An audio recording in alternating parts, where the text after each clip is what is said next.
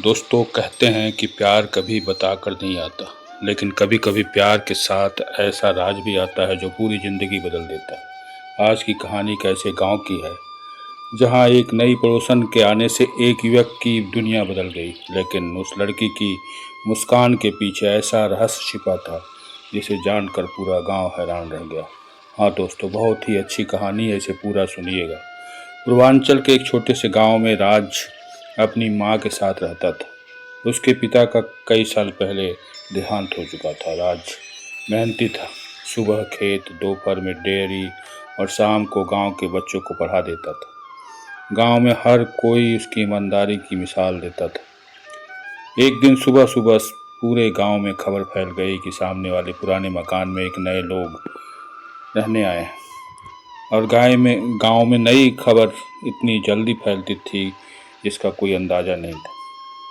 रात जब बैलों को चारा डालने गया, तभी सामने वाले घर का दरवाजा खुला।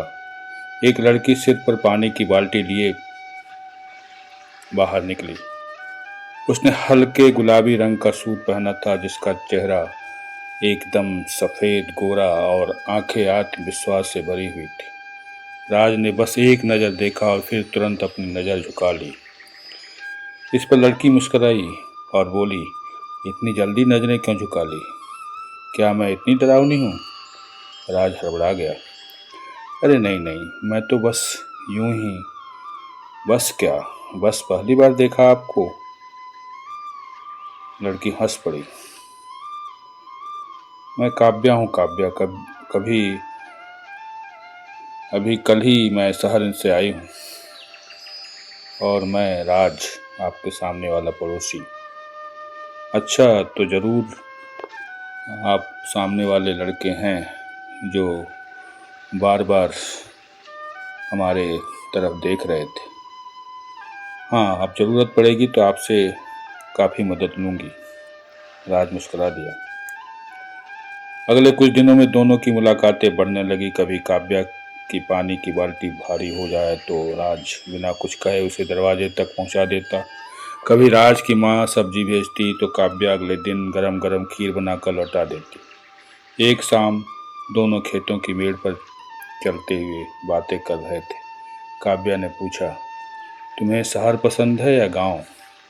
राज बोला, जहाँ अपने लोग हों वहीं सबसे अच्छा लगता है। अगर अपने लोग बदल जाएं तो? राज कुछ पल चुप रहा और फिर बोला, जो सच में अपना होता है ना, वह जगह बदलने पर नहीं बदलता, उसका दिल नहीं बदलता। काव्या ने उसकी तरफ देखा और फिर बिना कुछ बोले और शर्मा कर वहाँ से चली गई। अगले दिन गांव में सावन का मेला आया। काफ़ी अच्छा मेला लगा हुआ था। काव्या पहली बार उस मेले में गई। वह रंग बिरंगी चूड़ियाँ देख रही थी। राज फिर चुपचाप एक दुकान पर गया और हरे रंग की चूड़ियाँ का एक छोटा सा सेट खरीद कर ले आया। लो, ये तुम्हारे लिए। काव्या मुस्कुराई। वाह, इतनी जल्दी तोहफा भी? राज ने शर्माते हुए कहा। वो शर्माता हुआ बोला कि सोचा तुम्हें पसंद आ जाएगी। अगर पसंद ना आई तो क्या, अगली बार दूसरी ले आऊँगा। दोनों हंस पड़े और काव्या शर्मा रही थी। उसी समय मेले में अचानक बिजली चली गई। चारों तरफ हल्का अंधेरा छा गया। लोग इधर उधर भागने लगे। तभी अचानक काव्या का हाथ किसी ने जोर से पकड़ लिया। वह घबरा गई और चिल्लाई, राज, राज कहाँ हो? राज ने तुरंत उसकी आवाज़ पहचान ली और दौड़कर पहुंचा और काव्या को अपनी तरफ खींच लिया। लेकिन जिसने उसका हाथ पकड़ा था वह अंधेरे का फायदा उठाकर भीड़ में गायब हो चुका था। बिजली वापस आ गई। काव्या का चेहरा पीला पड़ चुका था, घबराई हुई थी और बोली घबरा कर कि मैंने उस आदमी का चेहरा नहीं देखा, लेकिन उसकी आवाज़ मैं पहचान रही हूँ। राज ने गंभीर होकर कहा, अब से तुम अकेले मत निकलना, एकदम हम तुम्हारे साथ रहेंगे। काव्या ने पहली बार उसकी आंखों में भरोसा देखा और उसने राज को गले लगा लिया। दोनों का स्पर्श बहुत अच्छा लग रहा था। उस रात काव्या देर तक सो नहीं सकी। वह बार बार राज के बारे में ही सोच रही थी। तभी करीब आधी रात को उसके मोबाइल पर एक अनजान नंबर से मैसेज आया, तुम गांव छोड़कर चली जाओ, वरना इस बार सिर्फ डराया है और अगली बार मौका नहीं मिलेगा तुमको। मैसेज पढ़ते ही उसके हाथ कांपने लगे। वह खिड़की तक गई। बाहर गली में कोई नहीं था, लेकिन कुछ दूरी पर एक कोई आदमी दिखाई दिया हल्का सा। बारिश हो चुकी थी। बारिश में भी झिमझिम बारिश हो रही थी। बिजली चमकी और एक पल के लिए उस अजनबी का चेहरा दिखाई दिया। काव्या उसे देखकर सन्न रह गई। उसके मुंह से बस एक ही शब्द निकला, ना। अरे नहीं, यह कैसे यहाँ आ गया? बारिश लगातार हो रही थी। काव्या खिड़की के पीछे खड़ी कांप रही थी। बाहर खड़ा हुआ आदमी कुछ पल तक घर की तरफ देखता रहा, फिर अंधेरी रात में गायब हो गया। पूरी रात काव्या को आंखों में नींद नहीं आई। सुबह दरवाजा पर दस्तक हुई तो काव्या ने खोला तो देखा कि राज खड़ा है। राज ने उसके चेहरे की तरफ देखा और बोला, तुम ठीक तो हो ना? तुम्हारी चेहरा इतना उतरा हुआ क्यों है? दोस्तों, अगर आप सब्सक्राइब नहीं किए हो तो इस चैनल को ज़रूर सब्सक्राइब कर दीजिएगा। काव्या ने पहले तो बात छिपाने की कोशिश की, लेकिन फिर मोबाइल निकाल कर वह धमकी वाला संदेश राज को दिखा दिया। राज का चेहरा गंभीर हो गया और बोला, यह मजाक नहीं है। आज से मैं पता लगाऊंगा कि यह सब कौन कर रहा है हमारे खिलाफ। काव्या ने धीमे से कहा, मुझे डर लग रहा है राज, बहुत डर लग रहा है। राज मुस्कुराया, जब तक मैं हूँ तुम्हें डरने की जरूरत नहीं है। पहली बार काव्या के चेहरे पर हल्की सी मुस्कान लौट आई। उस दिन राज अपने दोस्त मोहन के साथ पूरे गांव में पूछताछ जारी रखा, लेकिन किसी ने कुछ नहीं बताया और ना ही कुछ देखा था। शाम को जब वो घर लौट रहा था, तभी उसकी नज़र चाय की दुकान पर बैठे एक अजनबी पर पड़ी। वह बार बार काव्या के घर की तरफ देख रहा था। राज उसके पास पहुंचा और बोला, भाई किसका इंतजार कर रहे हो आप? वो आदमी घबरा कर बोला, नहीं नहीं नहीं, मैं तो रास्ता पूछ रहा था बस। इतना कहकर वह जल्दी से वहाँ से निकल गया। राज को उसकी हरकत एकदम अजीब सी लगी। उधर काव्या अपनी माँ के साथ आंगन में आम का अचार डाल रही थी। राज की माँ भी वहाँ आ गई। उन्होंने हंसते हुए कहा, काव्या, लगता है हमारा राज अब बिना वजह तुम्हारे घर के चक्कर ज़्यादा लगाने लगा है। काव्या शर्मा गई। राज भी उसी समय वहाँ पहुँच गया और अम्मा बोला, अम्मा आप भी ना मजाक करती हैं एकदम। सब वहाँ जोर से हंसने पड़े, खूब हंसने लगे।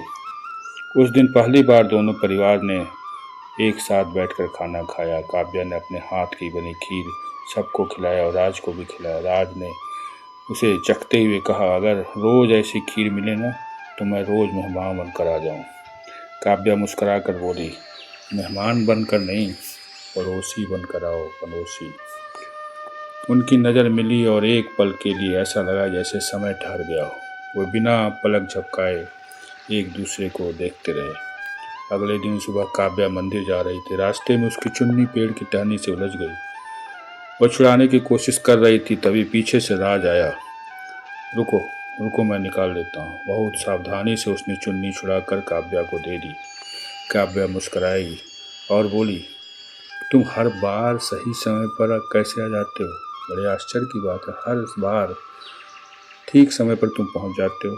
राज हंस पड़ा और बोला, शायद भगवान भी चाहते हैं कि मैं तुम्हारी मदद करूं। फिर दोनों साथ साथ मंदिर तक गए। गांव की कुछ औरतें उन्हें देखकर मुस्कुरा रही थीं। उस पर एक बुजुर्ग बोला, लगता है कि अब जल्दी ही शहनाई बजेगी। यह सुनते ही दोनों शर्मा गए और वहां से आगे बढ़ गए। लेकिन उसी समय शाम सब कुछ बदल गया। जब राज खेत से लौट रहा था तो उसे काव्या के घर के दरवाजे पर एक सफ़ेद लिफाफा पड़ा हुआ मिला। उसने उठाकर काव्या को दिया। लिफाफे के अंदर केवल एक पुरानी तस्वीर थी। तस्वीर में काव्या अपने पिता के साथ खड़ी हुई थी, लेकिन तस्वीर के किनारे पर लाल स्याही से लिखा था, सच छिप नहीं सकता। काव्या के हाथ कांपने लगे, उसकी आंखों से आंसू निकल पड़े। राज ने पूछा, आखिर बात क्या है? तुम मुझसे कुछ छिपा रही हो क्या? काव्या कुछ देर चुप रही और फिर उसने गहरी सांस लेते हुए कहा, हाँ, एक सच है जिसे बताने से मैं हमेशा डरती रही। राज ने उसका हाथ थाम लिया और बोला, सच कितना भी कठिन हो मैं सुनने के लिए तैयार हूँ, बताओ क्या बात है? काव्या की आंखों में आंसू थे और वो बोली, मैं इस गांव में रहने नहीं आई थी, मैं यहाँ किसी को ढूंढने आई हूँ और उसे ढूंढ रही हूँ। राज हैरान रह गया, किसे ढूंढ रही हो? काव्या ने कांपती आवाज़ में कहा और धीरे से उसके कान में कहा, तुम्हें। तुम्हें। राज यह सुनकर हंसने लगा और बोला, मजाक कर रही हो? तुम मजाक क्यों कर रहे हो? सच्चाई बताओ, क्या बात है? तो उसने कहा धीरे से, फिर कान में कहा, सच्चाई यह है कि मैं तुमसे प्यार नहीं। बस इतना कहते ही वह शर्मा कर भाग गई। तो दोस्तों, अगर यह कहानी आपको अच्छी लगी हो तो लाइक ज़रूर कर दीजिए और अगले भाग के लिए सब्सक्राइब ज़रूर कर दें। तब तक के लिए धन्यवाद।